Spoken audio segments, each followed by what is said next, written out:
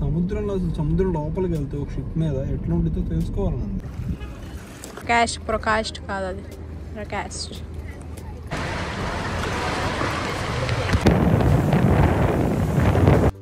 Hello everyone, అందరూ ఎలా ఉన్నారు? మేమైతే చాలా బాగున్నాము. అండ్ ఈ వీడియో వచ్చేసి day 3 of our Montenegro trip. నేను డే 3లో ఫస్ట్ వీడియో వచ్చేసి Kotor cable car and alpine coaster post చేశాను. అండ్ పెరాస్ట్ ఇప్పుడు మేము వెళ్ళిన ప్లేస్. పెరాస్ట్లో కూడా బోట్ రైడ్ చేసి చాలా ప్లేసెస్ కవర్ చేశాము. అందుకే చాలా లెంతీ వీడియో అయిపోతుందని నేను సెకండ్ వీడియో అయితే పోస్ట్ చేస్తున్నాను డే 3కి. మీరు మా మోంటెనిగ్రో ట్రిప్ వీడియో ఇదే ఫస్ట్ టైం చూస్తున్నారు అంటే నేను already day 1, day 2, day 3 post చేశాను ఛానల్లో. తప్పకుండా చూడండి, సో దట్ మీరు ఎక్కువ కనెక్టివ్గా ఫీల్ అవుతారు. అండ్ ముందు ప్లేసెస్ కూడా చాలా బాగున్నాయి. నేను ప్రీవియస్ వీడియోలో కూడా చెప్పా కదా, యూరోపియన్ కంట్రీస్కి మోస్ట్ ఆఫ్ ద పీపుల్ ఇట్లా క్రూజ్లో ట్రావెల్ చేస్తారు అని చెప్పి. సో ఇక్కడ కనిపిస్తున్న క్రూజ్ కూడా అట్లానే కోస్టల్ టూరిస్ట్ ప్లేసెస్లో స్టాప్ చేస్తారు. మేము ఎర్లీ మార్నింగే స్టార్ట్ అవ్వడం వల్ల కొటోర్లో హాఫ్ డేకే కంప్లీట్ చేసేసాము. సో సెకండ్ హాఫ్ డే వచ్చేసి మేము పెరాస్ట్ అనే ప్లేస్కి వెళ్తున్నాము. And this is పెరాస్ట్.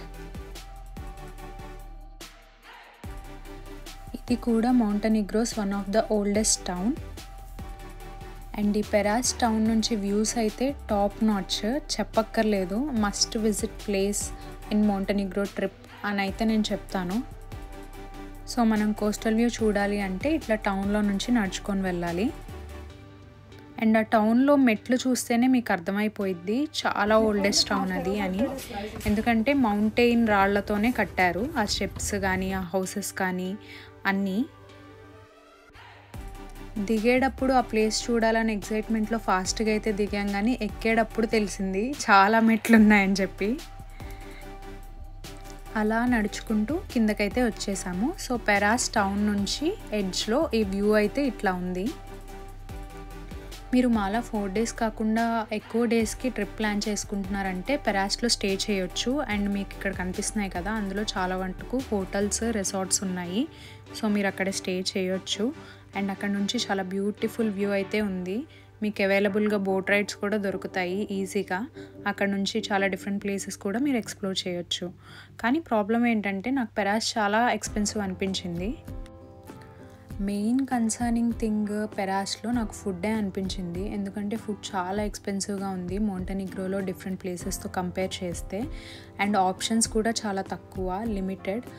అది కాకుండా చాలా different type of sea food ఉంది. ఎవరైనా ఫుడ్లో కొత్తగా ట్రై చేయాలి అనుకున్న వాళ్ళకి బాగానే ఉంటుంది. బట్ వేరే వాళ్ళకైతే అసలు ఆప్షన్స్ ఏం లేవనే చెప్తా నేను. మేము చాలా స్ట్రగుల్ అయ్యాము పెరాస్లో ఉన్న హాఫ్ డే. బెస్ట్ ఆప్షన్ ఏంటి అంటే మనం పెరాస్ ట్రావెల్ చేసే ముందే ఫుడ్ ఎక్కడైనా బయట తినేయడం, లేదు అంటే మనం స్టార్ట్ అయిన చోట ఏమైనా ఫుడ్ మనకి నచ్చింది అవైలబుల్గా ఉంటే దాన్ని క్యారీ చేసి తెచ్చుకోవడం is the best option. And టౌన్లో ఇట్లా వాక్వే ఉంది.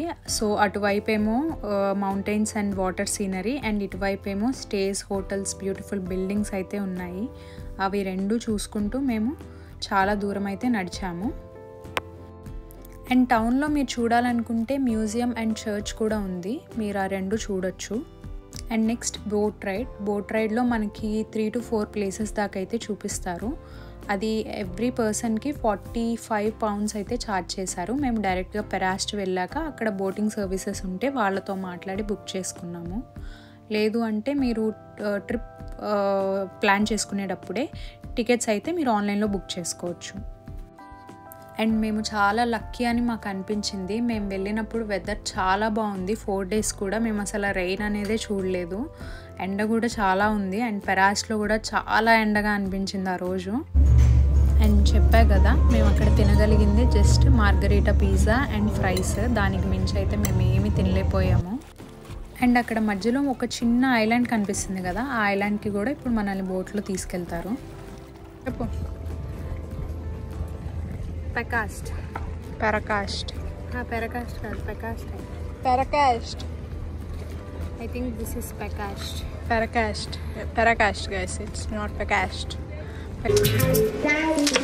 చాలా కాన్ఫిడెంట్గా జస్ట్ షుగర్ అని మిక్స్ చేసావు కదా? కాదా? కాదు. ఇక్కడ చాలా ప్లేసెస్ ఉన్నాయంట, కొంచెం ఐలాండ్ లాగా. బ్లూ కేవ్ అని ఒకటి, అందులో బోట్లో తీసుకెళ్తారంట. 40 pounds పర్ హెడ్. సో ఇక్కడ దాకా వచ్చాం కాబట్టి వెళ్తున్నాం అనమాట.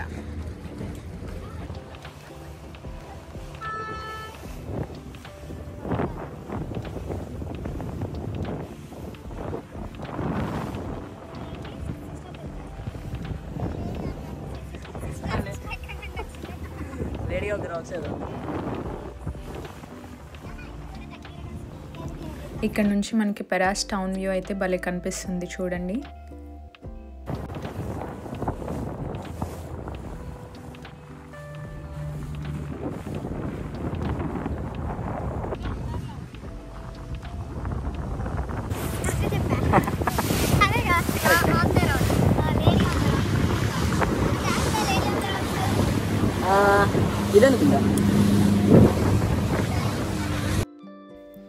ఈ బోట్ రైడ్లో ఫస్ట్ మనల్ని 2 ఐలాండ్స్కి అయితే తీసుకెళ్తారు. ఒకటి Our Lady of the Rocks and ఇంకోటేమో saints George. Lady of the Rocks వచ్చేసి అది ఆర్టిఫిషియల్గా బిల్డ్ చేసిన ఐలాండ్. అక్కడున్న లోకల్ వాళ్ళు వాళ్ళ దగ్గర ఉన్న ఓల్డ్ షిప్స్ అండ్ రాక్స్ని సింక్ చేసి ఆ ఐలాండ్ని ఎవ్రీ ఇయర్ ఎక్స్టెండ్ చేస్తూ ఉంటారంట. ఈ వీడియోలో చూస్తున్నారు కదా, ఇదే man made our Lady of the racks island అనమాట. అండ్ ఇక్కడ నుంచి వ్యూస్ అయితే సూపర్ స్టన్నింగ్గా ఉన్నాయి. మనకి పెరాస్ టౌన్ కనిపిస్తుంది అండ్ మౌంటైన్స్ చుట్టూ వాటర్ చాలా బ్యూటిఫుల్గా ఉంది. అండ్ ఇంకొక ఐలాండ్ అని చెప్పా కదా, సెయింట్స్ జార్జ్ ఐలాండ్, అందులో అయితే మనల్ని డ్రాప్ చేయరు. మనకి జస్ట్ 360 degrees వ్యూ అయితే చూపిస్తారు బోట్ నుంచి, ఎందుకంటే అదొక ప్రైవేట్ మొనెస్ట్రీ. సో అది జస్ట్ బోట్ నుండే చూడాలి.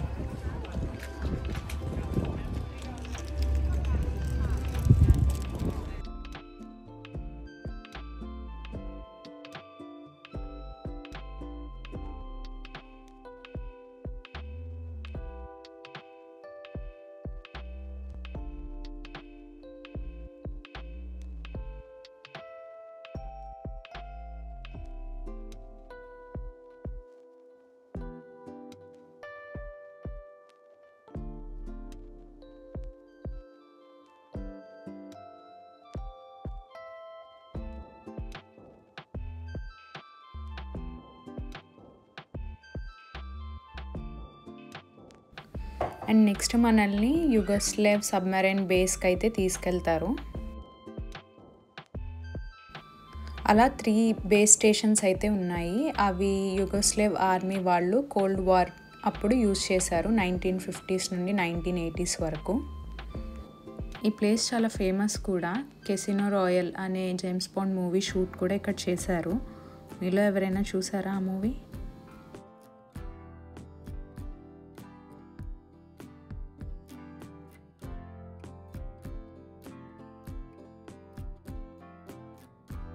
ఇక్కడ డోర్ ఇది కదా.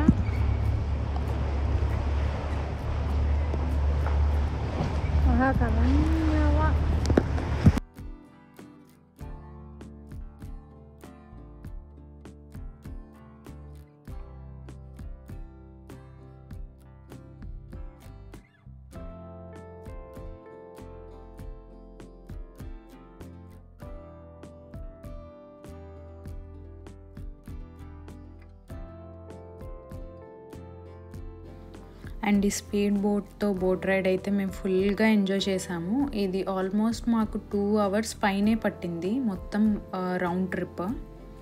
అండ్ మధ్య మధ్యలో ఇట్లాంటి చిన్న విలేజెస్ కూడా చాలా కనిపించాయి. ఇంకా మనం 2 more ప్లేసెస్ అయితే చూస్తాము. ఒకటి మములా ఐలాండ్స్. ఇది వరల్డ్ వార్ 2లో ఇటాలియన్ ఫోర్సెస్ 1942 to 43 టైంలో దీన్ని ప్రిజన్గా యూజ్ చేశారు. దీనికి మెయిన్ల్యాండ్కి కనెక్షన్ ఉండదన్నమాట, చాలా డిస్టెన్స్లో ఉంటుంది. సో దీన్ని ప్రిజన్గా యూజ్ చేశారు. ఇక్కడ చాలామంది మోంటెనిగ్రన్ లోకల్స్ అండ్ యుగోస్లేవియన్ పార్టిషన్స్ ఇంప్రిజన్ చేయబడి అండ్ టార్చర్ కూడా చేయబడ్డారు. అందుకే దాన్ని ఐలాండ్ ఆఫ్ టీయర్స్ అని కూడా అంటారు. ఇప్పుడు దాన్ని ఒక లగ్జరియస్ రిసార్ట్లా కన్వర్ట్ చేశారు. అదే అక్కడ బోట్ డ్రైవర్ చెప్తున్నారు, ఇంతకుముందు ప్రిజన్స్ని పెట్టిన చోట ఇప్పుడు people are paying to live అని చెప్పేసి. అండ్ నెక్స్ట్ మనం వెళ్ళే ప్లేస్ వచ్చేసి బ్లూ కేవ్. ఈ ప్లేస్కి మాకు రీచ్ అవ్వడానికి మోర్ దెన్ 45 మినిట్స్ అయితే పట్టింది, కానీ రియల్లీ వర్త్ ఇట్. అసలు అక్కడ వాటర్ చూస్తే క్రిస్టల్ క్లియర్ అండ్ బ్లూగా అనిపించాయి. అక్కడ లోపలైనా పడినా మనకు కనిపిస్తుందా అన్నంత క్లియర్గా ఉన్నాయి వాటర్ అయితే. మనకి బోట్ రైడ్లో ప్లేసెస్ చూపించడంతో పాటు కొన్ని స్విమ్మింగ్ స్టాప్స్ కూడా ఆపుతారు, అక్కడ మనం స్విమ్ చేయొచ్చు. మా బోట్లో వచ్చిన కొంతమంది అయితే స్విమ్ చేశారు, చాలా బాగుంది అని చెప్పారు వాళ్ళు. ఇంత బ్యూటిఫుల్ ప్లేస్లో మేము స్విమ్ చేసి ఎక్స్పీరియన్స్ చేయలేకపోయాము అని కొంచెం అయితే డిసప్పాయింట్ అయ్యాము. కానీ ఫారెన్ కంట్రీస్లో అంతే కదా, చిన్నప్పటి నుంచి వాళ్ళకి ఇట్లాంటి లైఫ్ స్కిల్స్ లేదా సర్వైవింగ్ స్కిల్స్ నేర్పిస్తారు. మనం చిన్నప్పటి నుంచి లైఫ్లో చాలా అన్ఇంపార్టెంట్ థింగ్స్ అయితే నేర్చుకుంటాము, కానీ ఇట్లాంటి మంచి physical activity or life saving skills నేర్చుకోపోవడం వల్ల ఇట్లాంటి సిచ్యువేషన్స్లో కొంచెం అయితే డిసప్పాయింట్ అవుతాము. అండ్ కొన్ని సిచ్యువేషన్స్లో కూడా మనల్ని మనం కాపాడుకోలేకపోవచ్చు. సో మన కంట్రీలో కూడా ఇట్లాంటి యాక్టివిటీస్కి ప్రయారిటీ ఎక్కువ ఇచ్చి చిన్నప్పటి నుంచే పేరెంట్స్ కొంచెం ఎంకరేజ్ చేసి ఇవన్నీ నేర్పిస్తే బాగుంటుంది అని నాకు అనిపించింది. అలా డిసప్పాయింట్ అయినా దట్స్ ఓకే, కానీ ఇంత మంచి ప్లేస్ని అట్లీస్ట్ మేము చూడగలిగాము అని చాలా హ్యాపీ అయితే ఫీల్ అయ్యాము. అంత బ్యూటిఫుల్గా ఉంది ప్లేస్.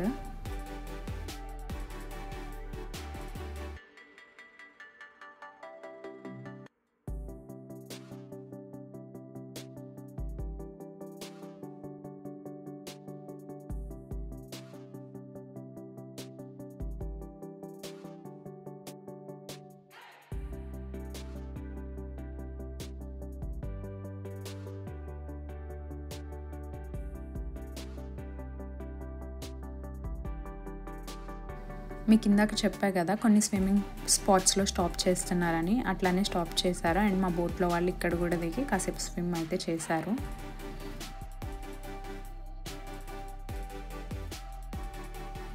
ఈ మౌంటెనిగ్రో ల్యాండ్స్కేప్ ఎంత బ్యూటిఫుల్ అంటే మనం ఎంత దూరం వెళ్ళి చూసినా మౌంటైన్స్ అండ్ వాటరే కనిపిస్తాయి. అంత నేచర్ డామినేటింగ్ కంట్రీలా నాకు అనిపించింది, చాలా బ్యూటిఫుల్గా అనిపించింది.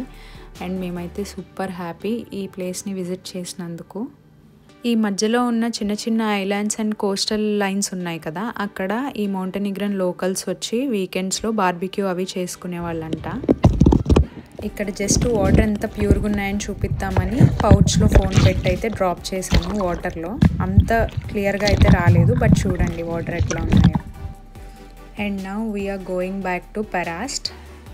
వచ్చిన అన్ని ప్లేసెస్ అయితే ఫినిష్ చేసాము సక్సెస్ఫుల్గా.